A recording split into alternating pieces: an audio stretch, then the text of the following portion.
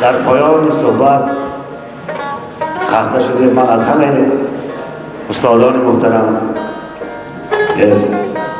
خب سوالای جواب دیم بعد خیر خوش کنیم با نگویم که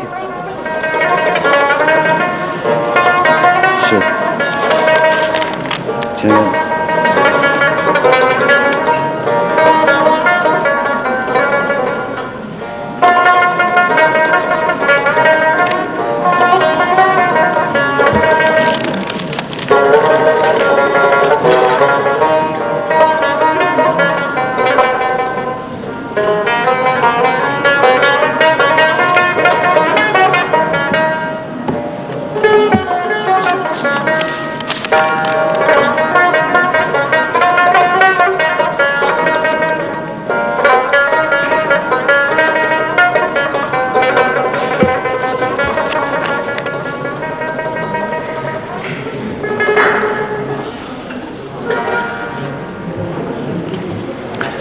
خب اولش میگه که بنزدیکی محفل شعر بازار صابر برگزار شد و افتخار 60 سالگی بازار صابر شما و اکثریت شاعران غیر از نظام قاسم، عسکر حکیم گلرخسار اشتراک نداشتند.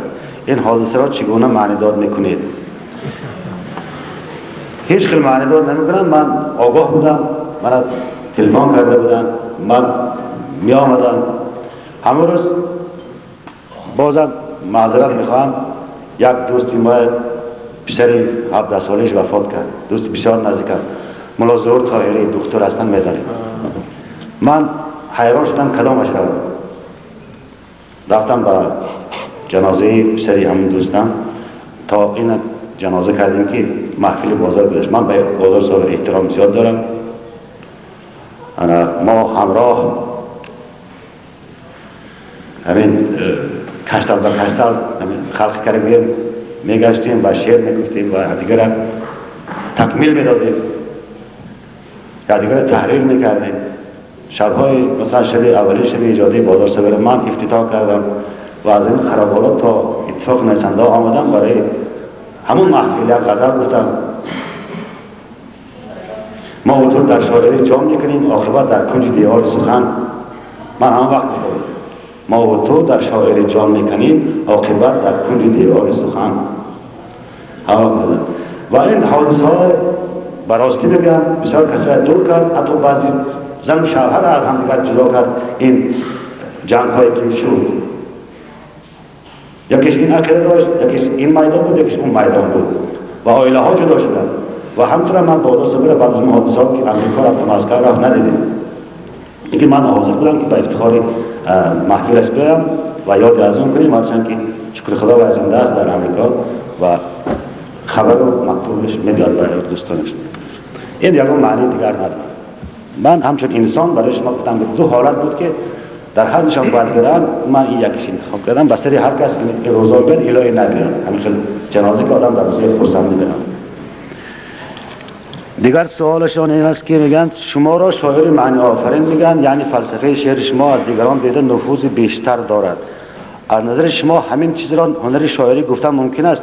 خواهید گوید خواهید نگوید، اختیار شما. من هیچی نمیگم. در مجموعه خاک وطن میگه شعر داشتید مصرعی اولش چنین بود: از آن دنیا اگر خیام آید چرا در کتاب‌های دیگر نیست. این یک شعر کتیبه ها بود، شعر شوخی است، شعر چندان جدی نیست. در اون دنیا بوفت رستوران نیست. این گپ‌های بسیار ساده است. مثلا در همه حالت کتیبه ها بودن، مثلا در به یک طرز شوخی گفته شده، شعر جدی نیست، شعر خوبی هم نیست، قبول شعر بزرگی هم نیست. من برای شما و برای که استادان سخن هستند، ادب شناسان هستند، من نیم شعرام در همین حاضر در زندگی به دست خودم خط زدم و در پهلوش نوشتم فج. چون که اونها علاقه مردن، همون روزی گفته شدهشان بعدش مردن. آدم باید مرد باشد و بعدش تحریر کردم، بعد کلمه های خطا استفاده کردم. مثلا در ربایی در نوبت خود قلم به دست آمدیم، تحریر کنیم تا خطای پدران، تحریر کنیم تا خطای پدران. تحریر کردن در اصل معنی نوشتن است. منظور من تصحیح بوده است. تصحیح یعنی غلط پدره اصلاح کنیم، تصحیح کنیم، نه تحریف کنیم. یعنی غلط پدره باز نویسیم در اون رو من بجای تحریف تصحیح گذاشتم. این غلط های بسیار گذاشته است، چون من در مکتب شعر شوروی تاجیک کلان شده و غلط های سخته هایی که مثلا عشق با ای می نویسیم، وقتی که به فارسی برگردیم عشق میشد عین قطع مثل ما میبرد، مجبوریم مثل دیگر کنیم. یا در چشم من عکس قاتلم خواهد ماند، مثل این نهاد زمین. مثلا وقتی که میگن منو میکشن، عکس من در چشم قاتلم خواهد ماند. وقتی به فارسی برگردیم در چشم من عکسی میگه عین نمیخونجد و خراب سختی قبیح، لیکن من همه هیچ اصلاح کرده نتونستم، چون معنی خوب است. من قربان کردم بعض همینجا در فارسیش اگر فرض کنم اصلش باید این کلمه ها همونطور که از نوشته شوند، اما الفبای ما این غلط ها داره. خب اینش میگن که شما با ستار آوازخوان ایرانی کتابتون توفه کردید، آیا ستار یگان آوازخوان دیگر ایرانی از اشعار نه فقط شعر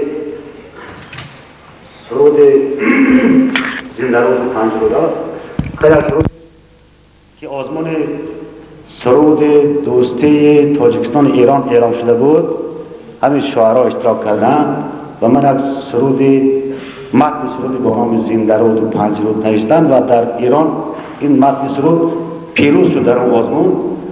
همین در مراسمی که انجام میرن و مراسم های معرکه های تاجیکستان میشن و شهادت من برادرم سندی مراد که خودش در اونجا شرکت داشت، میگن این سرود خوانده شد و رئیس جمهور خاتمی هم اونجا اشتراک داشتن. دیگر ایران آوازخوان ایرانی از من سرود نخواندن. یک سوال دیگه تمام شد. تشکر از تمام استادان محترم که برای این محفل جمله اساس‌زاده خیلی سعی کردن در معلمان دیگر. جمله حلیمیان اینجا بعد از خستگی نشستن تحمل کردن و شما دانشجویان محترم فرزندان عزیز بسیار تشکر از شما. دیگر استادانی که اینجا نشستن، آقای ولی صمد، شهباز کبیر و دیگر برادرای ما تشکر از شما که مساعدت کردید برای این محفل خوب و از خانم معصومه پرفا که گفتم خیلی برای این محفل جام کندن باید کرده بید خیلی تشکر باز کردن. تشکر میگم من از همه شما باز هم وامدار هستم، خردار هستم با شعر، با سخن، با شعرهایی که در خواهنده خواهیم نوشت.